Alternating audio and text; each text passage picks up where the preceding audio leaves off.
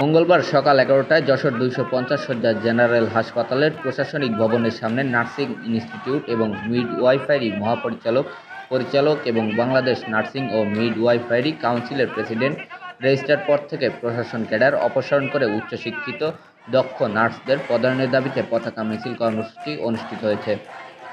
কেন্দ্রীয় কর্মসূচির অংশ হিসাবে যশোর নার্সিং ইনস্টিটিউট এবং মিডওয়াইফারি শিক্ষার্থী এবং শিক্ষকরা এ কর্মসূচিতে অংশ নেয়।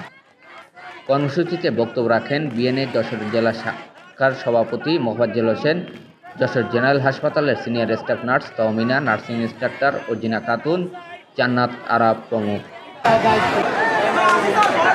বাস্তবায়নের পদ্ধতি এক সত্ত্বেও সেখানে আমাদের নার্সিং কাউকে দেওয়া হয় নাই, রেজিস্টার পদে আমাদের রেজিস্টারকে কাউকে দেওয়া হয় নাই, সেখানে আমলাতন্ত্রের এক যুগ্ম সচিবকে দেওয়া হয়েছে। আমাদের দাবি না মানা পর্যন্ত আমরা আন্দোলন চালিয়ে যাব।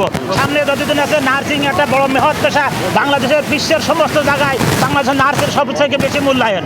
সেখানে আমাদের আন্দোলন যদি চলে এই পর্যন্ত, যতক্ষণ পর্যন্ত তারা আমাদের দাবি মেনে না নেবে। আমাদের আজকে প্রোগ্রাম রয়েছে পতাকা মিছিল এবং কালো পতাকা মিছিল। আমরা এই কালো পতাকা মিছিল এবং পতাকা মিছিল বাংলাদেশের সমস্ত হাসপাতাল ক্লিনিকে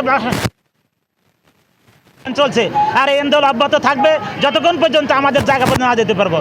চলমান আন্দোলনে আমাদের একটা কথায় একটা দাবি, আমাদের নার্সিং প্রতিষ্ঠানে আমরা উপযুক্ত নার্স অবস্থান করবে, এটাই আমাদের দাবি।